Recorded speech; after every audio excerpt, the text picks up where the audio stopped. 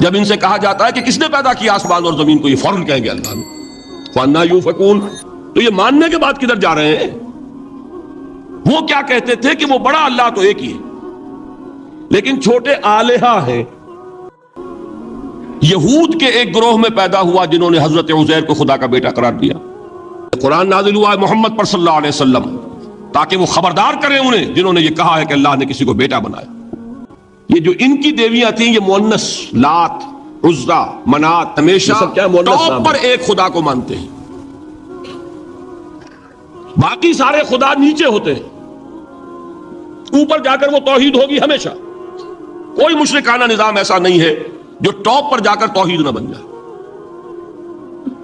دیکھیے ہندو دیویاں دیوتا بے شمار، لیکن مہادیو وہ بھی کیا دو ہیں؟ مہادیو وہ تو ایک ہے۔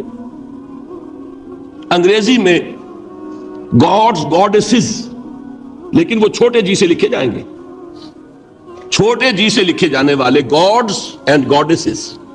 رومن مائتھولوجی ہو، گریک مائتھولوجی ہو، ان دیویوں دیوتاؤں کے نام ہی آپ نہیں یاد کر سکتے، لیکن گاڈ بڑے جی سے وہ ایک ہے کہ نہیں؟ ٹاپ پر جو ہے وہ ایک ہے، اس کو وہ بھی مانتے ہیں کہ اومنی پوٹنٹ، اومنیشنٹ، اومنی پریزنٹ، علی کل شیء قدیر، بکل شیء علیم، ہر جگہ موجود، وہ تو ایک ہی ہے، وہ تو کیپٹل جی سے لکھا جائے گا۔ باقی اس کے نیچے فوج ہے دیویوں کی، دیوتاؤں کی، خداؤں کی اور خدانیوں کی، وہ گاڈز اینڈ گاڈیسز ہیں۔ عرب میں کیا تھا؟ میں نے پہلے آپ کو وہ دو مثالیں دے دی ہیں، تیسری اور ایران کی لے لیجئے۔ خیر کا خدا اور شر کا خدا اور، ایک یزداں ایک اہرمن، ٹھیک، سنویت ہو گئی نا، دو خداؤں کو مانا، لیکن وہی ہیں جو خدائے خدائے گاں، خداؤں کا خدا، اس کو ایک ہی مانتے ہیں۔ یہی معاملہ عرب میں تھا، اللہ وہ ایک ہی تھا ان کے ہاں۔ قرآن میں آتا ہے ان سے پوچھئے وَلَئِن سَأَلْتَهُم مَّنْ خَلَقَ السَّمَاوَاتِ وَالْأَرْضَ لَيَقُولُنَّ اللَّهُ، جب ان سے کہا جاتا ہے کہ کس نے پیدا کیا آسمان اور زمین کو، یہ فوراً کہیں گے اللہ نے۔ فَأَنَّىٰ يُؤْفَكُونَ، تو یہ ماننے کے بعد کدھر جا رہے ہیں؟ وہ کیا کہتے تھے کہ وہ بڑا اللہ تو ایک ہی ہے، لیکن چھوٹے آلہہ ہیں۔ آلہہ اور اللہ میں وہی فرق ہے جو کیپٹل جی کا گاڈ اور چھوٹے جی سے گاڈز اینڈ گاڈیسز، وہی فرق ہے کہ جو مہادیو اور دیویوں اور دیوتاؤں میں ہے، وہی وہاں تھا اللہ وہ ایک اور سپریم، سب سے بالا تر، اس سے اوپر کوئی نہیں، تخلیق میں اس کا کوئی ساجی نہیں، لیکن اس نے کچھ آلہہ ہیں جنہیں کچھ اختیارات تقسیم کیے ہوئے ہیں، کچھ اس کے لاڈلی ہستیاں ہیں جو سفارش کر سکتی ہیں۔ بس یہ شرک تھا مشرکین مکہ کا، بات سمجھ رہے ہیں؟ اس کا جائزہ لیں گے تو آپ کو، اور جو آج شرک کی اقسام میں بیان کروں گا اس کو ہاتھ میں لیں گے تو کسی موحد کا تلاش کرنا مشکل ہو جائے گا۔ ڈھونڈ اب ان کو چراغ رخ زیبا لے کر، آج جن کا نام مسلمان ہے ان کی اکثریت کسی نہ کسی نوع کے شرک میں مبتلا ہے۔ اب آئیے اقسام شرک۔ اقسام شرک میں بھی وہی کیفیت ہے جو نفاق کے بارے میں نے عرض کی تھی کہ ایک تقسیم یہ ہے جو علماء نے کی ہے، ایک ہے عقیدے کا نفاق، ایک ہے عمل کا نفاق۔ اسی طرح ایک ہے عقیدے کا شرک، ایک ہے عمل کا شرک۔ عقیدے میں نہیں، عمل میں ہے۔ ایک تقسیم آپ نے سنی ہوگی شرک جلی، شرک خفی، ایک ہے ننگا شرک، کھلم کھلا شرک، ایک ہے چھپا ہوا شرک جو نظر نہیں آتا۔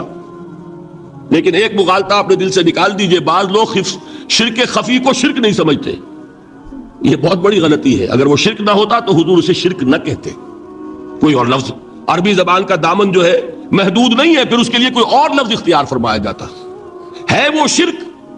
لیکن ایک شرک ہے جلی جو نمایاں ہے، نظر آ رہا، ایک ہے شرک خفی جو نظر نہیں آ رہا، اور وہ کتنا خفی ہو سکتا ہے اس کی ایک مثال دی حضور نے۔ شرک خفی اتنا خفی ہو سکتا ہے، ذرا مبالغہ دیکھیے جو حضور نے بات کو سمجھانے کے لیے مثال میں جو مبالغہ اختیار فرمایا۔ ایک سیاہ اندھیری رات میں ایک سیاہ پتھر پر ایک سیاہ چونٹی کو رینگتے ہوئے دیکھنا جتنا مشکل ہے اتنا ہی شرک خفی کا پہچاننا مشکل ہے. بتائیے، آپ نے فرمایا انا افصح العرب، میں عرب کا فصیح ترین انسان ہوں. اس سے آگے کوئی مثال دی جا سکتی ہے؟ اندھیری رات، تاریک رات، پتھر سیاہ، چونٹی سیاہ، کون دیکھ سکتا؟ جتنا اس کو دیکھنا ناممکن ہے اتنا ہی شرک خفی کا پہچاننا مشکل ہے. گویا کہ اس سے تو اللہ ہی بچائے گا تو انسان بچے گا. ایک آخری بات تمہیداً اور عرض کر دوں، پھر میں چلوں گا اقسام پر. میری جو باتیں آپ کے سامنے آئی اس سے ایک منطقی نتیجہ نکلتا ہے. کوئی شخص اگر حقیقتاً شرک سے بچ جائے، واقعتاً شرک سے بچ جائے، ہر قسم سے بچ جائے، اس سے بھی اوپر کوئی انسان ہوگا. گویا کہ یہ آخری منزل ہے. یا یوں کہیے کہ جس شخص کے بارے میں اللہ تعالیٰ یہ مان لے کہ میرا یہ بندہ شرک سے بری ہے، اس سے بڑی سند کوئی ہے؟ دی ہائیسٹ ٹیسٹیمونیل، سب سے بڑی سند، سب سے بڑی تعریف جو بندے کی ہو سکتی ہے وہ کیا ہے؟ یہ مشرک نہیں. یہی وجہ ہے، دیکھیے آپ قرآن مجید میں حضرت ابراہیم کے ذکر میں دیکھیں گے. ابراہیم کا مقام کیا ہے؟ خلیل اللہ، ابو الانبیاء، امام الناس. تین نسبتیں ہیں، تینوں بڑی عظیم. اللہ کے ساتھ نسبت کیا ہے؟ خلیل. واتخذ اللہ ابراہیم خلیلا. ابو الانبیاء، کتنے نبی ہیں ان کی نسل میں؟ اسحاق اور اسماعیل سے چلیے، پھر یعقوب اور یوسف، اور پھر چلیے موسیٰ اور ہارون، اور پھر چلیے سارے انبیاء بنی اسرائیل کے، حضرت عیسیٰ، پھر یہاں تک کہ محمد الرسول اللہ کس کی اولاد ہے؟ ابراہیم کی. ابو الانبیاء. اور نمبر 3، انی جاعلک للناس اماما، امام الناس. اور قرآن میں جو سب سے بڑی سند انہیں دی جاتی ہے وہ کیا؟ وما کان من المشرکین. وہ ابراہیم مشرکین میں سے نہیں تھے. معلوم ہوا کہ یہ سب سے بڑی سند ہے، سب سے بڑا سرٹیفکیٹ ہے، سب سے بڑا ٹیسٹیمونیل ہے جو اللہ کی طرف سے کسی کو مل جائے. میں جو اقسام شرک بیان کرنا چاہتا ہوں تو میری تقسیم ذرا مختلف ہے. اب وہ ذرا اپنے ذہن میں وہ نقشہ بنا لیجئے، آپ بنایا کرتے ہیں. ایک اس کو پھر 3 میں تقسیم کیجئے. شرک کی 3 بڑی بڑی قسمیں ہیں. شرک فی الذات نمبر 1، شرک فی الصفات نمبر 2، شرک فی الحقوق نمبر 3. اور یہ میں عرض کر دوں آپ سے پہلے ہی، یہ مضمون بہت طویل ہے. میں آج صرف یہ کروں گا کہ خاکہ مکمل کر دوں. اب اس خاکے میں رنگ بھرنا، وہ تو ایک موضوع پر شرک فی الذات پر پوری تقریر ہونی چاہیے، شرک فی صفات پر ہونی چاہیے. ایک ایک گھنٹے کے میرے 6 کیسٹ ہیں اللہ کے فضل و کرم سے، جو کئی سال سے وہ پھیل رہے ہیں. 6 گھنٹے میں نے ان چیزوں کو بیان کیا. وہ موجود ہوں گے، لیکن آج وہ خاکہ ذہن میں بنا لیجئے، اور کچھ آپ کو الجبرے کے فارمولے ہاتھ میں آ جائیں تاکہ خود آپ میں صلاحیت پیدا ہو جائے پرکھنے کی کہ اس فارمولے کو اپلائی کر کے دیکھ لیں یہ شرک ہے یا نہیں. یہ 2 کام تو میں انشاءاللہ آج کر دوں گا، آپ مطمئن رہیں. باقی یہ کہ تفصیل، وہ تو ہر سلسلے میں تفصیل پھر بہت ہوگی. وہ شوق ہو تو وہ کیسٹ آپ سنیے. تو 3 تقسیمیں ہو گئی. شرک فی الذات، اللہ کی ذات میں کسی کو شریک کر دینا، یہ سب سے زیادہ نمایاں، سب سے زیادہ جلی، سب سے زیادہ عریاں، اور اللہ تعالیٰ کو سب سے زیادہ مبغوض اور ناپسند شرک ہے.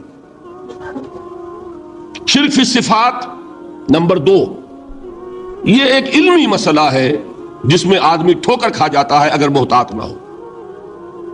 بڑے سے بڑے آدمی کو ٹھوکر لگ جائے گی.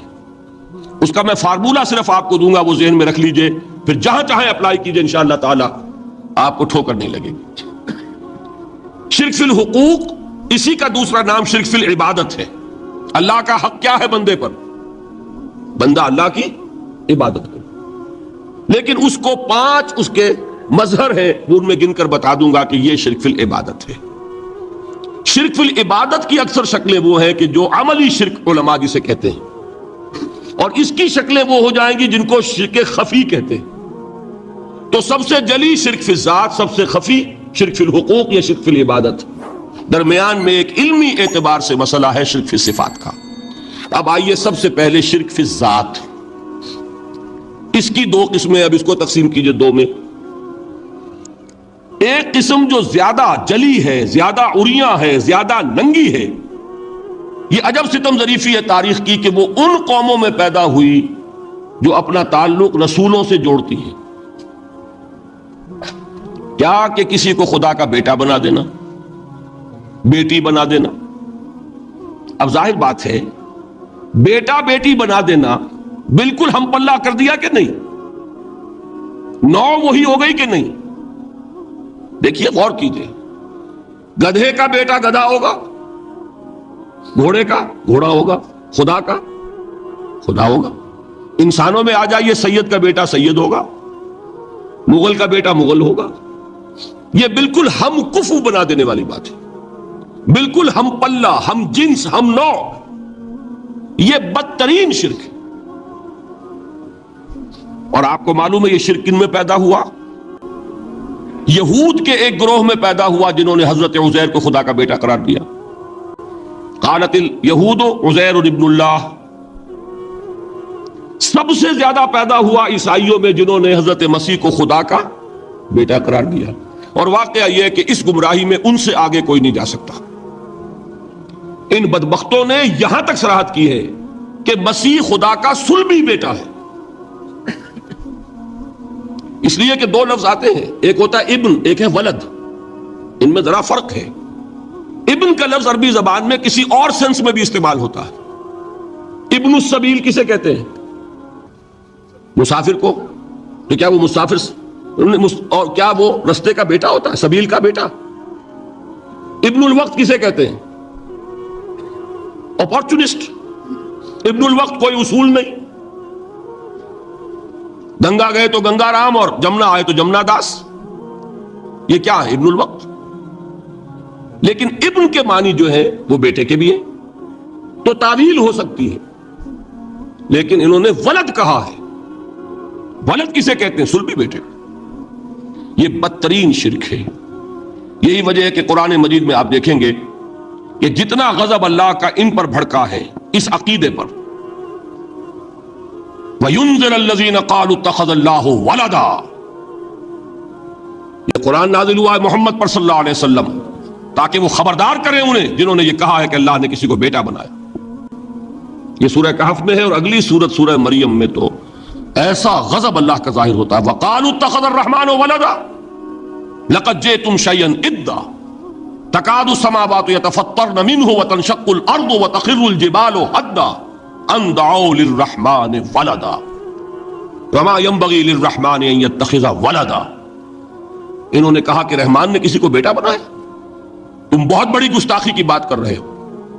تمہاری اس گستاخی کی وجہ سے آسمان پھٹ پڑنے کو ہے، زمین شق ہو جانے کو ہے، اور قریب ہے کہ پہاڑ ایک دھماکے کے ساتھ گر جائیں کہ انہوں نے خدا کے لیے بیٹا تصنیف کر دیا۔ حالانکہ اللہ رحمان، اس کی شان اس سے بہت بلند و بالا ہے کہ اس کے کوئی بیٹا ہو۔ اس کی وجہ بھی سمجھ لیجئے کہ بیٹے کی ضرورت کسے ہوتی ہے؟ جو خود فانی ہو۔ کیوں ہے آپ کو طلب بیٹے کی؟ ہم نہ ہوگے ہمارا نام زندہ رہے گا۔ یہ ایک اٹرنل ہونے کی خواہش ہے، انہیرنٹ۔ نام چلے گا، اسی لیے بیٹی سے آدمی سمجھتا ہے کہ نام نہیں چلتا۔ یہ طلب جو ہے بیٹے کی کیوں ہے؟ بیٹے سے نسل چلتی ہے۔ اس کی ضرورت کس کو ہے؟ جو خود فانی ہے۔ وَمَا يَنبَغِي لِلرَّحْمَنِ أَن يَتَّخِذَ وَلَدًا، جو خود باقی ہے ہمیشہ کے لیے، اس کو کوئی احتیاج نہیں۔ تو آپ نے بات سمجھ لی؟ میں بہت مختصر بات کروں گا آج۔ اسی طریقے سے حضرت ابراہیم کی نسل سے تھے جو مکے کے لوگ اور عرب کے لوگ، بنی اسماعیل، جو موحد کامل تھا ابراہیم، جس کو اتنی مرتبہ سند ملی وما کان من المشرکین، ان کی نسل میں وہ لوگ تھے جنہوں نے فرشتوں کو خدا کی بیٹیاں بنا دیا۔ یہ جو ان کی دیویاں تھیں یہ مؤنث، لات، عزا، منات، یہ سب کیا مؤنث نام ہے۔ انہوں نے یہ کہا کہ فرشتے جو ہیں وہ خدا کی بیٹیاں۔ اصل میں عقیدہ کیسے ہوتا ہے؟ انہوں نے کہا بڑے لاڈلے ہیں، لاڈلی ہوتی ہے بیٹی بہت زیادہ۔ تو یہ خدا کی بیٹیاں ہیں. ہوتے ہوتے ان کا یہ عقیدہ ایسا پکا ہوا کہ بجائے استعارے کے اب انہوں نے حقیقت بنا دیا یہ خدا کی بیٹیاں. ان پر قرآن مجید نے کئی جگہ پر ذرا ایک لطیف انداز میں تنزیہ پیرائے میں بھی کہا ہے کہ بھائی تم نے خوب کیا. انہوں نے الاٹ کیا تو بیٹا تو کیا, تم نے اللہ کو الاٹ کی تو بیٹیاں کی جو تمہیں خود پسند نہیں. الکم البنون, تمہارے لیے بیٹے ہوں, وَلَهُ الْبَنَاتُ, اور اس کے لیے بیٹیاں. تو یہ تو ذرا ایک لطیف انداز ہے, تنزیہ پرایا ہے. لیکن ان تینوں کو اب آپ ایک جگہ کر لیجئے. بیٹا بیٹی قرار دینے کا شرک, یہ کیا ہے؟ شرک فی الذات, ہر اعتبار سے اللہ کا مثل بنا دینا, ہم کف بنا دینا, ہم پلہ بنا دینا, ذات میں شریک کر دینا. یہ بدترین شرک ہے. یہی وجہ ہے دیکھیے قرآن مجید کی عظیم ترین سورت کون سی ہے؟ سورہ اخلاص, جو 1/3 قرآن کے مساوی حضور نے قرار دیا, جس کو ثلث سے قرآن کے مساوی, وہ در حقیقت اسی شرک کی نفی پر ہے. قل هو اللہ احد اللہ الصمد لم یلد ولم یولد ولم یکن لہ کفوا احد. یہی آیا اس میں سورہ بنی اسرائیل کی آیت آخری میں نے سنائی تھی, وَقُلِ الْحَمْدُ لِلَّهِ الَّذِي لَمْ يَتَّخِذْ وَلَدًا. کہو کہ کل شکر اور کل تعریف اس اللہ کے لیے جس نے کسی کو اپنا بیٹا بیٹی نہیں بنایا. ولد دونوں پر جاتا ہے, اولاد جیسے آپ کہتے ہیں, اولاد بیٹا بیٹی شریک ہوتے ہیں, نہ اس کا کوئی بیٹا نہ اس کی کوئی بیٹی, نہ وہ جنا گیا نہ اس نے کوئی جنا. ایک قسم تو یہ ہوئی شرک فی الذات کی. دوسری قسم کیا ہے؟ یہ ان مذاہب میں ہوئی ہے جو نبیوں اور رسولوں کی طرف نسبت نہیں رکھتے بلکہ فلسفیانہ مذاہب ہیں. ہندوستان کے اکثر مذاہب فلسفیانہ ہیں. فلسفیانہ مذاہب میں یہ شرک فی الذات کس شکل میں پیدا ہوا؟ 2 شکلیں پیدا ہوئی. ایک ہماؤست اور ایک حلول. حلول کیا ہے؟ اللہ نے کسی انسان کے اندر اپنے آپ کو حل کر دیا, انسانی شکل میں وہ خود ظاہر ہو گیا. اوتار کا عقیدہ, انگلش میں گاڈ انکارنیٹ. عیسائیوں میں بھی حضرت مسیح کو گاڈ انکارنیٹ بھی قرار دیا جاتا. خود خدا نے یہ شکل اختیار کر لی. رام چندر جی ہوں, کرشن جی مہاراج ہوں, کیا ہے؟ یہ اوتار ہیں. اللہ نے ان میں حلول کیا یا اللہ نے ان کی شکل میں ظہور کیا. سمجھ میں آ گیا؟ اور ایک عقیدہ کیا ہے؟ یہ بڑا فلسفیانہ مسئلہ ہے, دیکھیے بڑا ٹیڑھا مسئلہ ہے یہ, لیکن میں اس وقت اس کی تفصیل میں نہیں جاؤں گا, بہت باریک باتیں ہو جائیں گی. مسئلہ کیا ہے کہ اگر خدا کو مان لے تو پھر سوال یہ ہے کہ خدا نے اس کائنات کو کیسے پیدا کیا. یہ ایک سوال آتا ہے ذہن میں, جس کے نہیں آتا وہ کہے گا پاگل پن ہے, خامخواہ اس پر کیوں سوچتے ہیں. لیکن جس کے ذہن میں سوال آ گیا اس کے لیے بڑی مصیبت ہو جاتی. وہ تو سوچتا ہے, انسان کا اختیار نہیں ہوتا اپنے ذہن پر, وہ لاکھ رو کے اسے مت سوچو, وہ اور سوچے گا. یہ مصیبت ہے فلسفیوں کی. کیسے پیدا کی؟ اب ایک تصور تو یہ ہے کہ جیسے یہ میز ہے, بڑھئی نے بنایا اس کو, بڑھئی علیحدہ ہے, میز علیحدہ ہے. لیکن اس میں یہ بات ماننی پڑے گی کہ پہلے کوئی چیز تھی جس سے میز بنائی. لکڑی تو تھی نا, اس سے میز بنائی. لہذا ہندوؤں میں ایک عقیدہ یہ ہے کہ خدا بھی قدیم, مادہ بھی قدیم. خدا نے اس مادے سے یہ شے بنا دی, مادے سے یہ بنا دی.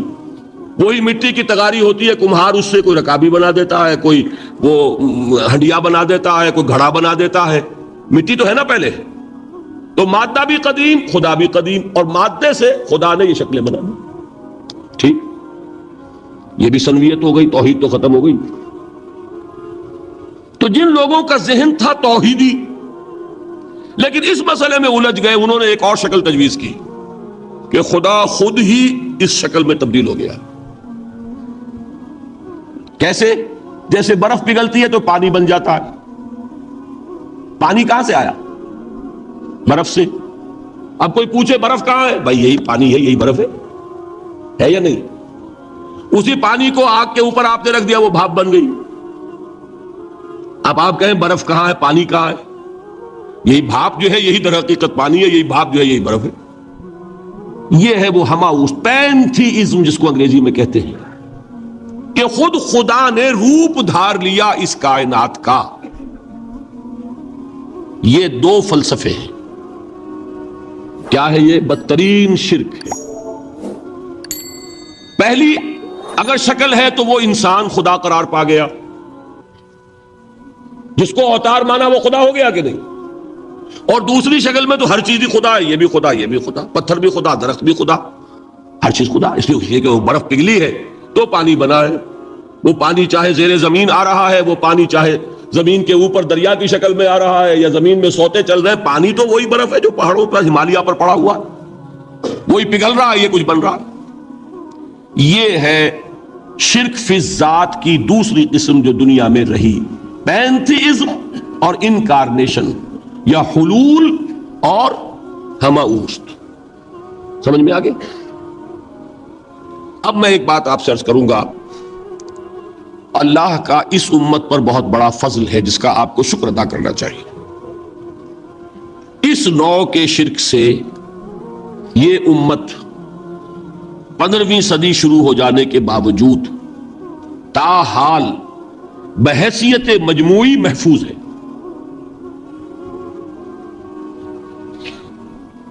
میں نے بحیثیت مجموعی کہا ہے، کوئی افراد یا عوام الناس یا جوہلاء یا شعراء یا نعت گو وہ مبالغہ آرائی میں کوئی بات کہہ دیتے ہوں تو وہ علیحدہ بات ہے، لیکن مسلمانوں میں کوئی مستند فرقہ اور اس کے جو مستند عقائد ہیں ان میں الحمدللہ آج تک ایسی کوئی چیز شامل نہیں۔ اس کا جب آپ تقابل کریں گے نا، آپ کا کیا خیال ہے عیسائیوں کو حضرت مسیح سے کتنی محبت تھی؟ اس کا تقابل کیجئے جو محبت مسلمانوں کو رہی حضور کے ساتھ۔ عیسائیوں کی محبت عشر عشیر نہیں بنے گی، اس محبت کے باوجود کہ ہمیں 10 گنا 100 گنا 1000 گنا زیادہ محبت ہے حضور کے ساتھ، لیکن دیکھیے کہ انہوں نے خدا کا بیٹا بنا دیا۔ یہاں کسی نے حضور کے بارے میں یہ بات آج تک کہی؟ یہ بہت بڑا کنٹراسٹ ہے نا۔ یہ در حقیقت عقیدت اور محبت کا غلو ہوتا ہے، تو عقیدت اور محبت کی کمی تو یہاں بھی نہیں، الحمدللہ ان سے زائد ہے، لیکن الحمدللہ ثم الحمدللہ ثم الحمدللہ خدا کا بیٹا تو کسی نے نہیں بنایا۔ اچھا میں ایک اور کنٹراسٹ آپ کو دکھاتا ہوں تاکہ آپ اللہ کا شکر کریں۔ حضرت علی کی کیا نسبت ہے حضور کے ساتھ؟ نبی اور امتی۔ حضرت علی کو خدا کہنے والے پیدا ہوئے کہ نہیں؟ بتائیے نا، کیا وجہ ہے کہ علی کو خدا کہنے والے پیدا ہوئے لیکن محمد کو خدا کہنے والا پیدا نہیں ہوا صلی اللہ علیہ وسلم ورضی اللہ تعالی عنہ؟ بہت اہم بات ہے، غور کیجئے گا اس میں۔ حالانکہ حضرت علی کا رتبہ کہاں، حضور کا کہاں؟ آج بھی آپ دیکھیے آپ کے جاہل عوام کے زبان پر نعرہ یا علی مدد کا ہوتا ہے، یا محمد مدد کسی نے کہا آج تک؟ یہ یا محمد لکھنے کے کام آتا ہے صرف، وہ مسجد پہ لکھ دو تاکہ پتہ چل جائے یہ فلاں فرقے کی مسجد ہے، دوسرا خود ہی بھاگ جائے وہاں سے۔ یہ صرف اس کام کے لیے ہے۔ باقی جہاں اصل میدان میں بات آتی ہے کوئی نعرہ لگاتا ہے یا محمد مدد، محمد کا رتبہ اونچا یا علی کا، تو ان سے کیوں نہیں مدد مانگی؟ یہ سوالات آپ کے سامنے رکھ رہا ہوں میں۔ پھر یہ کہ جس طریقے سے کہ غوث اعظم کو پکارا جاتا ہے، کیا محمد کو پکارا جاتا ہے؟ کیا نسبت ہے؟ حضرت علی تو پھر بھی صحابی ہیں، خلیفہ چہارم ہیں، حضور کے چچا داد بھائی ہیں، داماد ہیں۔ غوث اعظم تو بہرحال وہ نسبت تو نہیں ہے۔ دیکھیے میں اس کا تعلق جوڑتا ہوں ختم نبوت سے۔ جس طرح اللہ نے خصوصی حفاظت فرمائی ہے قرآن کی، اسی طرح خصوصی حفاظت فرمائی ہے محمد الرسول اللہ۔ یہ اسپیشل پروٹیکشن ہے، ورنہ نہیں ہو سکتی تھی۔ یہ خصوصی تحفظ ہے اللہ کا۔ یہاں بگاڑ پیدا ہو جائے تو صحیح کون کرے گا؟ اب حضرت مسیح کی اصل حقیقت تو حضور نے آگے بتا دی۔ ذالک عیسی ابن مریم قول الحق الذی فیہ یمترون ما کان للہ ان یتخذ ولدا سبحانہ. یہ حضور نے آ کر حضرت مسیح کی حقیقت بیان کر دی کہ نہیں؟ سورہ مریم کی یہ آیات سنی تھی نجاشی رحمت اللہ علیہ نے جب حضرت جعفر ابن ابی طالب کی زبان سے، تو کیا کہا تھا تنکا اٹھا کر، خدا کی قسم جو ان آیات میں مسیح کا مقام بیان ہوا ہے، مسیح اس سے تنکا بھر بھی زیادہ نہیں ہے. لیکن اگر محمد الرسول اللہ کو خدا کا بیٹا بنا دیا گیا ہوتا یا خدا بنا دیا گیا ہوتا تو کون آتا اس کی اصلاح کے لیے؟ جیسے قرآن مجید کا تحفظ ہے ایسے ہی محمد الرسول اللہ کا تحفظ ہے. وہ تحفظ ہوا کیسے ہے؟ جتنا قرآن مجید نے ایمفیسائز کیا حضور کی بشریت کو، قل انما انا بشر مثلکم، اے نبی ان کو بتاتے رہیے، بار بار بتائیے کہ مجھے کچھ اور نہ بنا لینا، میں بھی بشر ہوں، انسان ہوں. ہاں مجھ پر وحی ہوتی ہے، تم پر نہیں ہوتی، یہ فرق ہے. میں رسول ہوں، تم نہیں ہو. یہ بعد میں ذرا اور مسئلہ میں واضح کروں گا. ابھی صرف یہ نوٹ کیجئے کہ یہ تحفظ جو ہے، جیسے قرآن کو تحفظ دیا لیکن اس کے لیے ذرائع بھی ہے نا. یہ حفظ قرآن کا سلسلہ جو ہے یہ اس کا ذریعہ بنا. یہ رمضان میں تراویح جو ہے اس کا ذریعہ بنی. ہمارے ملکوں کے اندر تو حفاظ کو مسجدیں نہیں ملتی، تلاش کرتے پھرتے ہیں.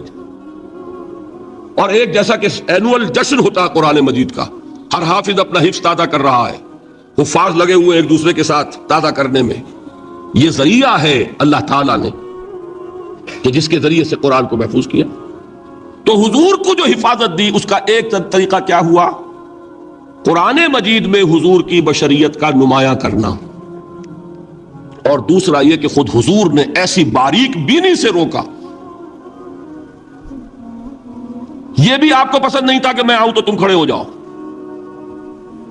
سنا کہ نہیں سنا آپ نے؟ صحابہ کو آپ روکتے تھے.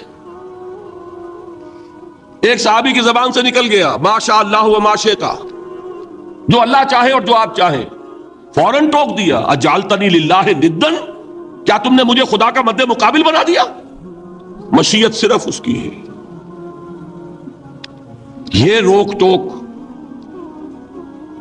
یہ وہ چیزیں ہیں کہ جس کی بنا پر اللہ نے تحفظ عطا فرمایا. یہ جو آپ نے فرمایا میری قبر کو کسی جلسے اور جشن کا مرکز نہ بنا لینا، فرمایا کہ نہیں فرمایا؟ اللہ تعالیٰ لعنت فرمائے بنی اسرائیل پر کہ انہوں نے اپنے نبیوں کی قبروں کو وہ میلہ گاہ بنا لیا. یہ ساری وہ ہے، یہ تحفظات ہیں، یہ بچاؤ ہے، یہ امت کو متنبع کیا جا رہا ہے. جو محبت اور عقیدت کا غلو جیسے پہلے ہوا، یا اہل کتاب لا تغلو فی دینکم، اے کتاب والو اپنی دین سے غلو سے کام. یہ غلو محبت، غلو عقیدت ہے جس کی بنا پر وہ خدا کے بیٹے بنا دیے گئے. اور اگر وہ ہوتا یہاں اللہ کا نہ معلوم اللہ کے برابر کس طریقے سے لیکن قرآن نے تو حضور نے جس کا ظہور ہم دیکھ رہے ہیں کہ اللہ کے فضل سے یہ امت کا حال بحیثیت مجموع. البتہ دیکھیے شاعروں کی باتیں اور ہوتی ہیں اور عوام کی اور واعظوں کی اور لاکھوں کی باتیں ہوتی ہیں وہ اور. میں جس چیز کی نفی کر رہا ہوں وہ علماء کی بات. شاعروں کا تو قرآن مجید کے اندر کوئی بھاڑا چھوڑ دیا اللہ نے. والشعراء یکتبهم الغاوون ألم تر أنهم في كل واد يهيمون إنهم يقولون ما لا يفعلون. مبالغہ نہ کرے تو شعر میں رنگ ہی پیدا نہیں. تو شعر کا ہے وہ کہنا ہے نظر کا بھائی مبالغے سے اس کے ایک کام وہ مبالغے ہمارے شاعروں نے ہمارے لاکھوں نے کیے اور اس میں اللہ تعالیٰ انہیں معاف کرے. بالکل خطا کا الفاظ بھی استعمال کرتے ہیں. وہی جو مستوی اشقا خدا ہو کر اتر پڑا وہ مدینے میں مصطفیٰ ہو کر. بتائیے رام چندر جی کے بارے میں جو عقیدہ ہے اب کیا فرق رہ گیا؟ بال برابر فرق نہیں آتا اور گھٹنے پیدا کرتے ہیں. مدینے کی مسجد میں اوپر کے اوپر بغیر عین کا ایک عرب ہم نے دیکھا. کیا کہوں گا عرب میں سے عین نکالا کیا بنتا یہ مستحب نہیں.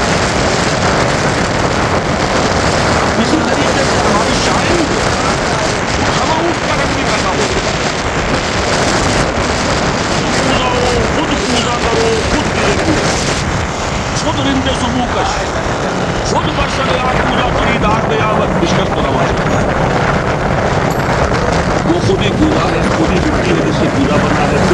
کا بنانے والا عرفان تو بڑے پیارے ہیں، بڑے مزیدار ہیں، ایک دفعہ بھائی میں آ جاتا ہے، لیکن ہے کیا وہی ہے نا کہ وہی جو برف تھا پگھل کر پانی بن گیا.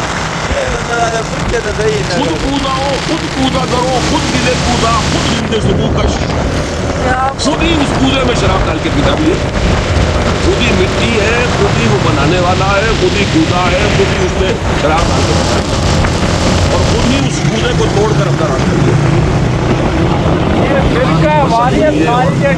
جو چاہے کریں، لیکن یہ کہ اس کا دانے مل گئے کہ نہیں اسی ہوا اس سے.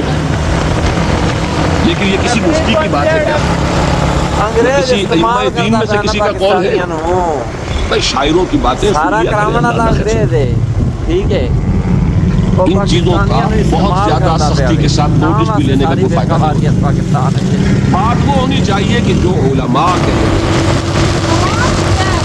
مستند عقائد جو ان کی کتابوں میں درج ان سے بات، تو یہ چیزیں یہ گمراہیاں آئی ہیں، لیکن الحمدللہ ثم الحمدللہ کہ یہ عوام میں ہے، جہلاء میں ہے، شعراء میں، نعت گو میں، یہ کسی بھی مستند دینی فرقے کے مستند علماء میں یہاں البتہ ایک مسئلہ جو ہے نور اور بشر کا وہ ذرا تھوڑا سا میں حل کر دوں. آج آپ سمجھتے ہوں گے لا ینحل ہے.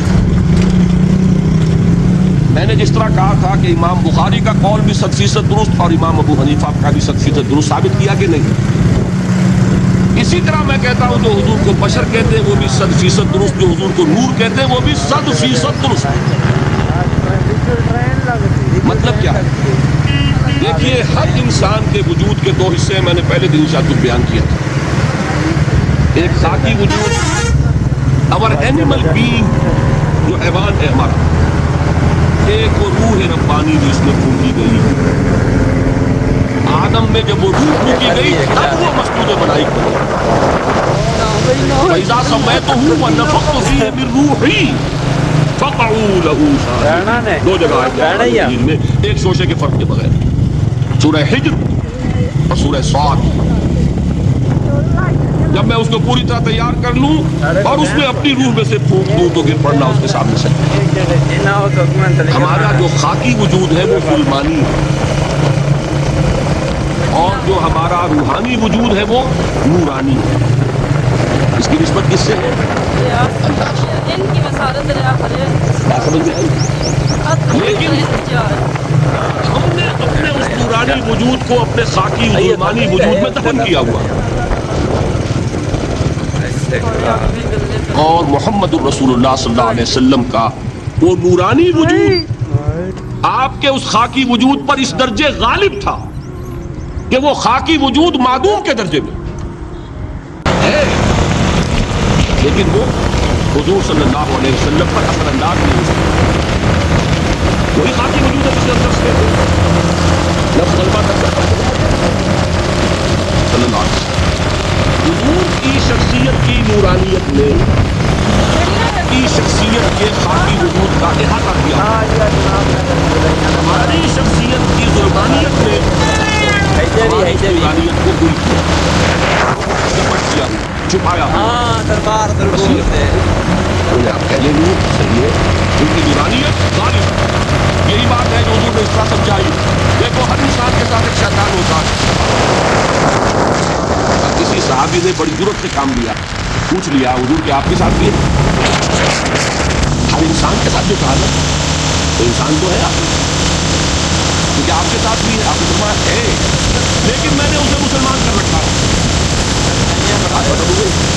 نبی نہیں ہے، وہ میرے تابع ہے، میرا مطیع ہے، مجھے نظر نہیں پہنچا سکتا ہے تو صحیح، لیکن نہ ہونے کے درجے میں آ گیا کہ یہ ہے مسئلہ. اور میں یہاں پہ کوٹ کرنا چاہتا ہوں ایک بہت بڑے بریلوی مکتب صرف کے عالم الدین صاحب زادہ، میرے دل سے کم اتر گیا، شہید الحسن، اللہ تعالیٰ ان کی سزاؤں کی قبول فرمائے. انہوں نے ایک تقریر کی جو میں نے سنی، اور تقریر کہاں کی صاحبان وہاں کا ایک بہت مشہور قوم ہے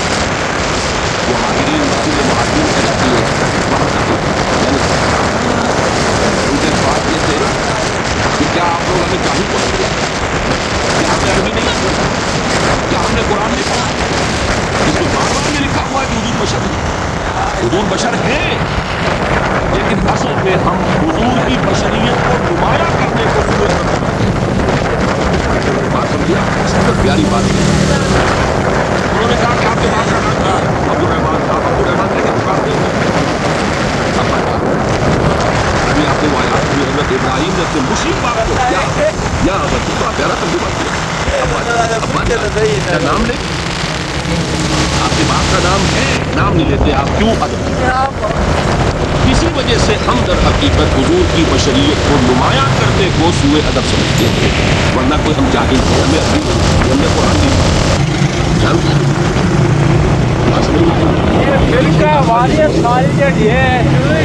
بشرطے کی نیت حل کرنے کی۔ آخر آمنہ کے بیٹے، عبداللہ کے بیٹے، عبدالمطلب کے بیٹے، انگریز استعمال کرتا ہے، لڑکپن آپ پر گزرا ہے، نوجوانی آپ پر آئی ہے، جوانی آپ پر آئی ہے، شادی آپ نے کی ہے، اولاد آپ کی ہے۔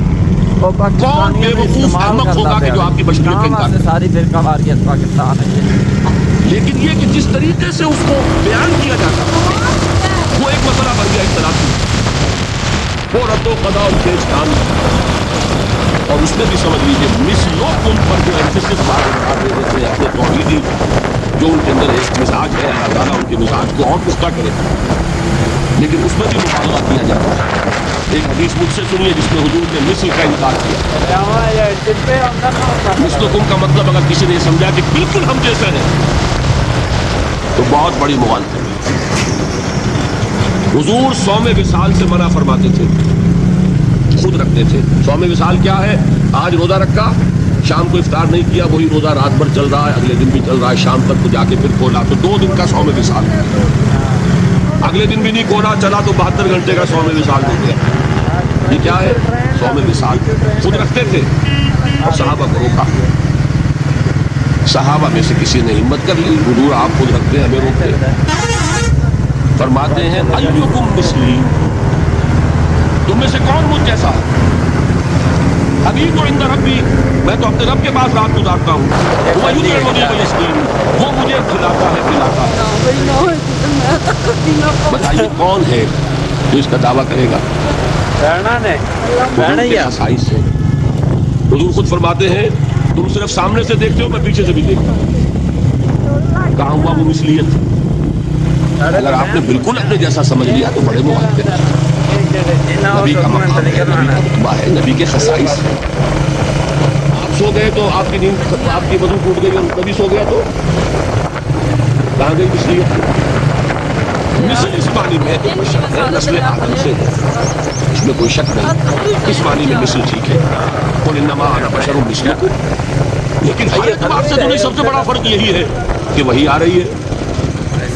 معراج پہ تشریف لے گئے ہیں، اس دنیا میں بیٹھے ہوئے بھی جنت کا مشاہدہ فرما لیتے ہیں، کرا دیا جاتا ہے، دوزخ کا مشاہدہ کرایا جاتا ہے، فرشتے کو دیکھ رہے ہیں، یہ چیزیں ہیں۔ اور پھر خصائص جیسا کہ میں نے عرض کیا کہ آپ پیچھے سے بھی دیکھتے ہیں۔ آپ کا معاملہ یہ ہے کہ آپ اگر سو جائیں تو آپ کا وضو نہیں ختم ہوگا۔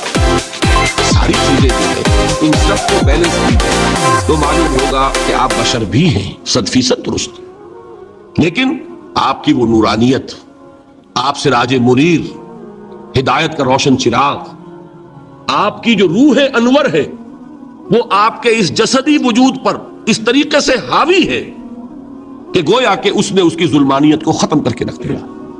اس معنی میں کوئی کہے نور مجسم تو مجھے کوئی اعتراض نہیں۔ یہ ہے ان چیزوں کو جمع کرنے کی شکل، خام خواہ کی کھینچ تان کے سوا کچھ نہیں۔ بہرحال یہ پہلا حصہ ختم ہوا، شرک فی الذات۔ اب آئیے شرک فی الصفات۔ میں نے عرض کیا تھا کہ یہ ایک بڑا علمی مسئلہ ہے اور اس میں ٹھوکر لگ جاتی ہے۔ وجہ کیا ہے اس کو سمجھ لیں۔ بنیادی بات، ہماری زبان جو ہے وہ بہت محدود ہے۔ ہماری ہی زبان ہے جسے اللہ نے ذریعہ بنایا اپنی ہدایت کا، ورنہ ہمارے پلے نہ پڑتی بات، ظاہر ہے نا۔ لیکن ہماری زبان کی محدودیت ہے۔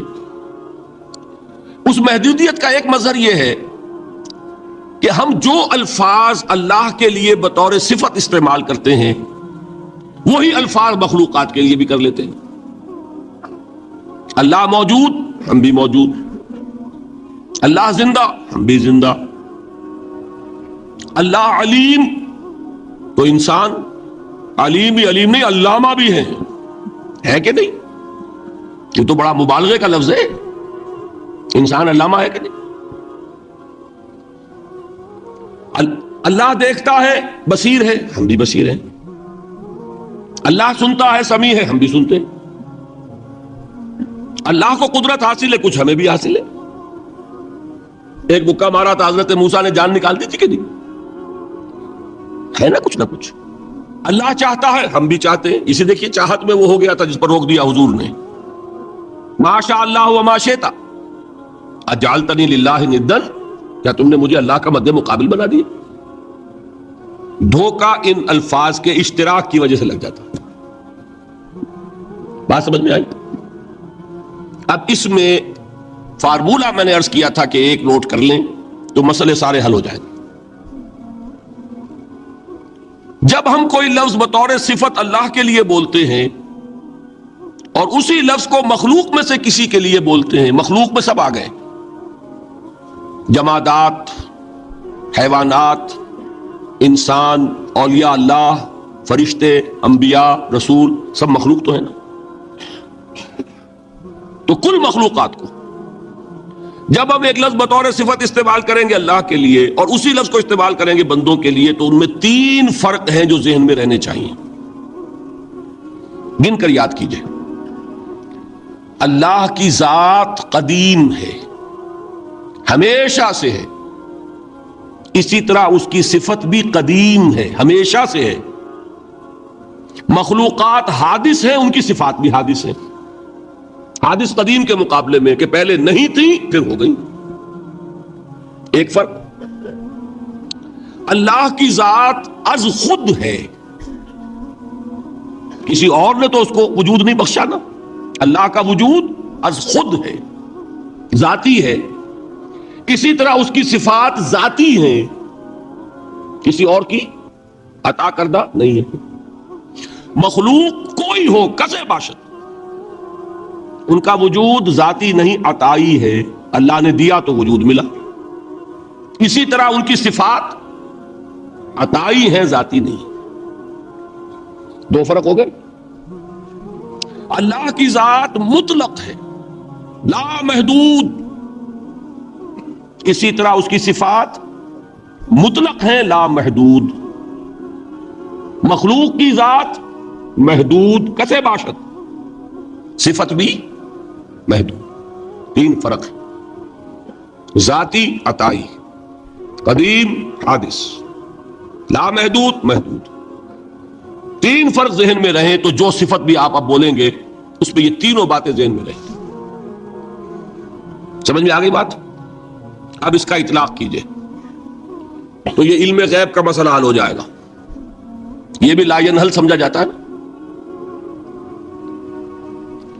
علم کسی کا بھی ہو، انسان، فرشتہ، اولیاء، انبیاء، رسول، حضور صلی اللہ علیہ وسلم، کسی کا بھی حادث ہے، قدیم نہیں ہے، عطائی ہے، ذاتی نہیں ہے، محدود ہے، لا محدود نہیں ہے. 3 باتیں مان لیں، شرک نہیں ہوگا. ان میں سے ایک کو ساقط کر دیں، شرک ہو جائے. آئی بات سمجھ؟ اللہ کی قدرت ذاتی ہے، عطا کردہ نہیں. مخلوق میں جس کو قدرت حاصل ہے وہ عطائی ہے، ذاتی نہیں. اللہ کی قدرت لا محدود، یفعل ما یشاء فعال لما یرید علی کل شیء قدیر. ہم مخلوق کوئی بھی ہو اس کی قدرت محدود. اللہ کی قدرت جب سے وہ ہے ہمیشہ سے ہے، ہمیشہ سے قدرت بھی ہے. اور مخلوق میں سے قدرت یہ حادث ہے. تینوں چیزیں سامنے رہیں، شرک نہیں ہوگا. ایک چیز کی بھی کمی ہو گئی، شرک ہو جائے. یہ ساری صفات پر لے آئیے. اللہ کی حیات ذاتی، ہماری عطائی. لائی حیات آئے، قضا لے چلی چلے، اپنے بس میں نہ آنا تھا نہ جانا ہے. زندگی اس کی عطا کردہ ہے، جب چاہے لے لے. اللہ کی حیات بھی ایسی ہے کیا؟ ذاتی، الحی. ہماری حیات محدود، ویسے بھی محدود، موت آئے گی شاید ختم ہو جائے. چلیے موت ختم نہیں کرتی، ہم سمجھتے ہیں کہ وہ ہماری ابدی ہے.